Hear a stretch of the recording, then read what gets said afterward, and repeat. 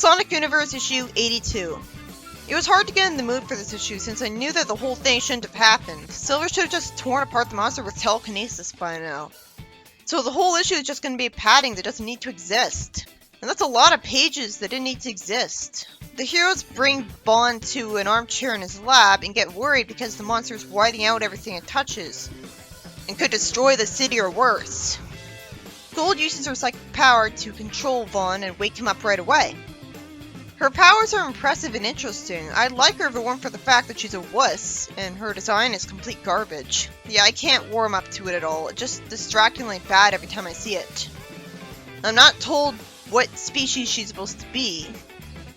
Silver is somehow stupid enough to think he needs to ask Vaughn to come up with something to stop the monster when he has telekinesis. Vaughn apologizes and says that it might be hopeless. He's a genius. How could he be so stupid? How is anyone not telling Silver to use his powers on it? No one's saying that they assume the monster is a ghost that can possess whatever body it wants and operate it, and so Silver using telekinesis to damage the body would just be a minor inconvenience, requiring it to change bodies with its mind. Ixis could have done that with his shapeshifting into the element's power, and that's the only way that anything being immune to his power could make sense. Either this writer wasn't thinking at all, or is doing this on purpose to lengthen the story arc to agonizing levels. Vaughn somehow thinks that the portal is too huge to be dealt with and they can't deal with anything that big. We weren't shown Vaughn proving with an experiment that Silver's telekinesis can only affect something so big. I guess it's all because Silver struggled with closing the first portal for no reason at all, instead of closing it immediately. Silver reassures him, and Vaughn tells them to wait right here. And then the Devourer destroys the lab because it finally got to it in all the time they wasted. Now that makes sense.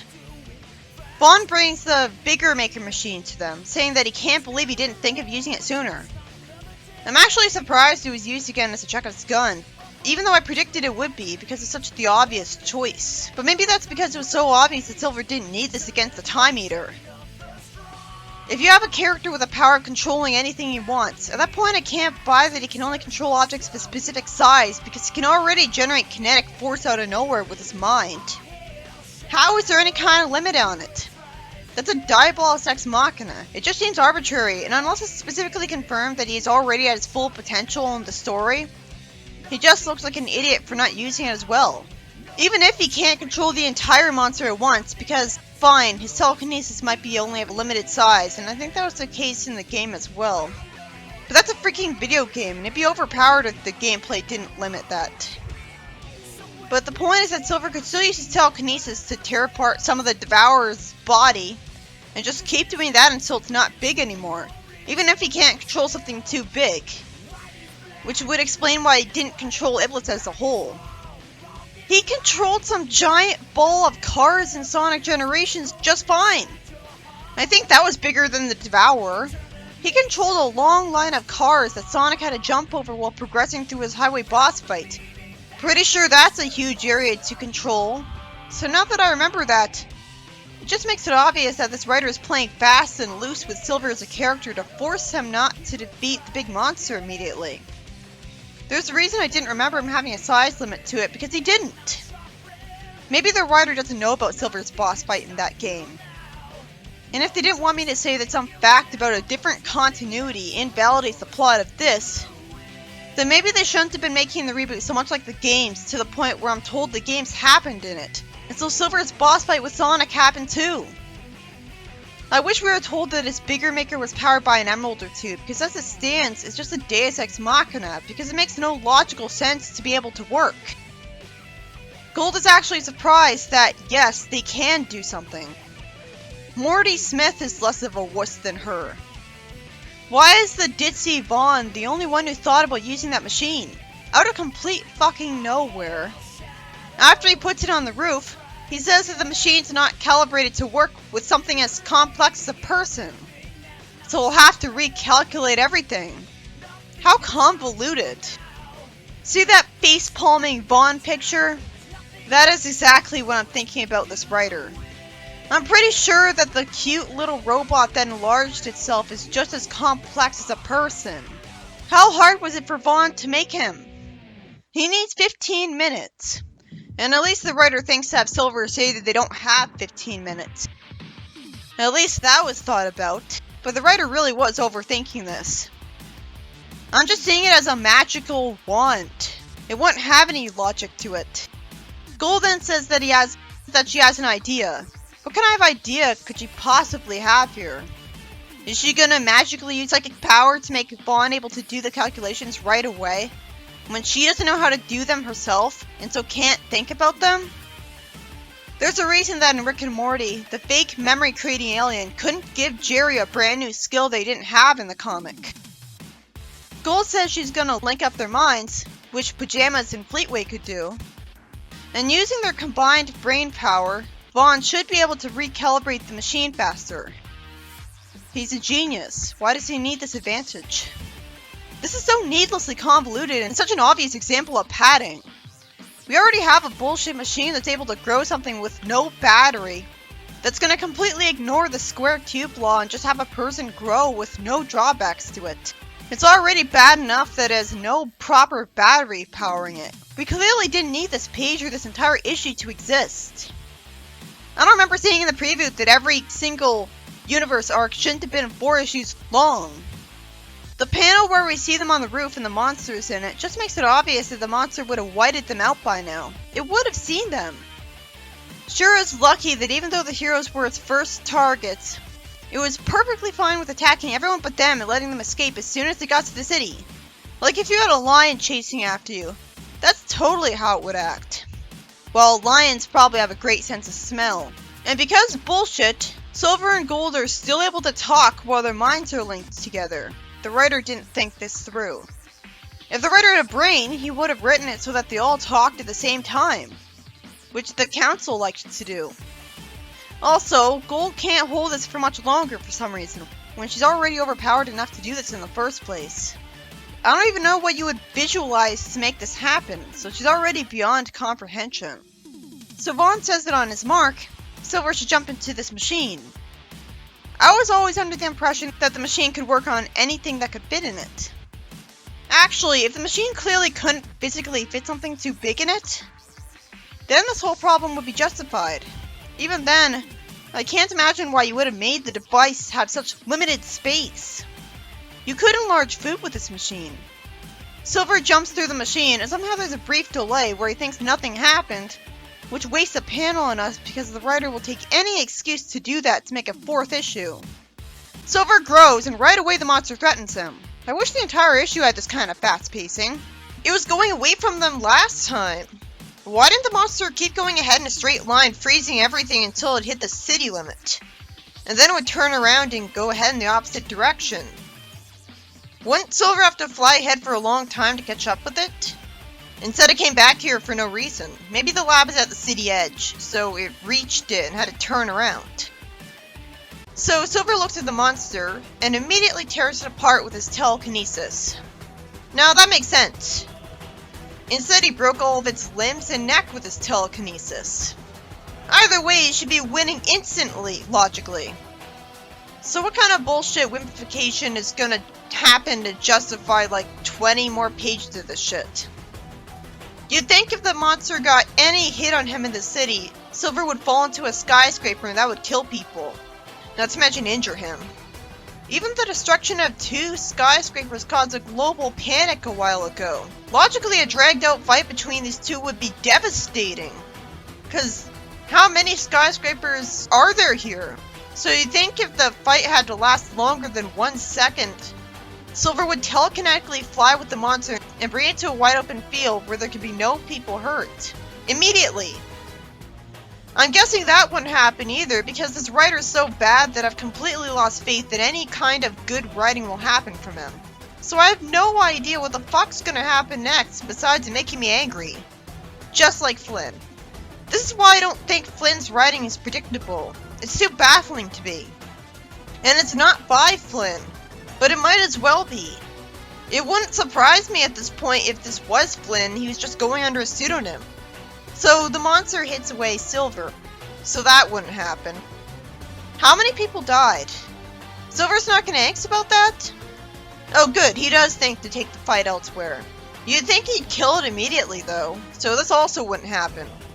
Somehow it took until Silver saw some frozen and timed civilians for him to think that people could get hurt here. He's that dense. So is every Reboot main character. It makes me wonder why only Knuckles gets the dumb idiot jokes. It's been forever since Sonic X. Shadow's had it way worse than him. Oh, screw the direct approach. Instead, Silver's gonna throw parts of a damaged building at the monster. Of course, because the monster defies logic, it keeps going after that, totally unharmed. Grab it directly, you moron! He did that to Sonic. That was the whole reason he was infamous in the first place. Silver, as you truly imagined him when he first showed up, would not be this stupid. He was dangerously genre savvy in that sense. How does this comic get the characters again? Silver then looks away from it and thinks that if he could just get the monster back into that portal, he could kill two birds with one stone. Even though that wouldn't be killing the monster, although he could close the portal on it. Why wasn't he already controlling and floating the monster by this point? I know it's called a second Devourer, but it's just a monster, so that's all it deserves to be called by. If the writer actually wanted to improve on the Time Eater, he would have given it a voice, a personality, a backstory. Instead, it just exists for no reason, so it's just as forgettable as every other monster of the week in the games. Somehow the monster slams him into the roof instead, because there's no end to the amount of whippification this writer will give someone. We're lucky there's only 24 pages, or it would go on for another 100 pages. Then for more drama, when drama doesn't work with a character as powerful as Silver, he wastes an entire goddamn page getting the motivation to get back up and fight. It was bad enough that Mega Man did this. Can this bullshit never happen again? Because it seems to be just frustrating, boring padding. This wouldn't happen. So how dare the comic actually think that it'll get affected by this sentimental moment? Comics written like garbage can't do sentimental moments right. I'm too mad at the bad writing to care. He just met these two in this one arc. They're not his lifelong friends or anything. Although I want them to be. But we're only gonna see one story arc with them together. And with Fawn's ridiculous dialogue, how could I possibly take this seriously? It's just sappy. Where are Silver's friends? Finally, Silver sends it away. In the wrong direction. Why isn't it going directly to the portal? He has one job. How incompetent can he be written? It fucks up in every possible way. That's where all the creativity is being wasted. It's like, how can I make Silver look like a wuss now? This would have worked if it was anyone but Silver, Shadow, or Sonic. How about Silver's knocked out and injured for a while because he fell on a skyscraper and Gold has to fight the monster at first? With the way Silver's been fighting, he could have been Gold or Vaughn instead, better yet, and that would have been better. It'd be interesting to see how a giant psychic would handle this thing, messing with its mind. Couldn't Gold mess with someone's mind the same way Eclipse could? Silver could have been the one who was knocked out instead of Vaughn. Then he throws telekinesis energy into the monster, I guess. Huh? Finally, he throws it into the portal. So, are they gonna waste an entire page on him closing the portal when that'd only take 2 panels? Are they that desperate to waste their time? No wonder the sales plummeted after issue 275. People got bored. Considering there was no proper fight and it was just Silver getting humiliated, which wouldn't happen, there was no excuse whatsoever for Silver not just throwing it into the portal right away because this fight wasn't worth it. Problem is, we're only at page 15. Is the writer going to be impossibly dumb and have the monster break out of the portal anyways? Oh, speaking of impossibly dumb, Silver starts shrinking before he can close the portal. There was no indication whatsoever that the growing was temporary. This is a Diabolos Ex Machina. It doesn't make any logical sense that it could be temporary. No wonder Vaughn didn't get rich off enlarging food with this thing. He's that incompetent. There's no limit to how incompetent the characters in this comic will get, but I always think they hit it. It's like his technology was powered by the super mushroom from Super Smash Bros. It would make sense if it was magic then, like part of a magical spell. But not even then, because why would someone want to make their spell temporary there. At least he closes the portal before he falls out of the sky. So that means the writer managed to waste 2 pages. I bet he thought he was a genius. Well, I don't see how it's genius to frustrate and bore the shit out of your audience with an entire issue that's forced. But hey, you got an issue out. That's money. If only it was explained that it's using up magic, that device. And that's why the enlargement is only temporary, because it runs out of energy after a while. Silver falls and some confusing pink blur smacked him into something. But I guess he'll be fine and not have to go to the hospital or even get hit by a healing ray from Vaughn, which could be explained as making stem cells grow that regenerate his skin. We already have that kind of technology that basically sprays skin onto a wound. So there's no excuse for there not being super fast healing technology in Silver's time when we're already on it. Still, you'd think Silver would be unconscious now, since Vaughn was knocked out from less. But instead he's perfectly awake to be picked up and hugged by Vaughn. Can the story be over already?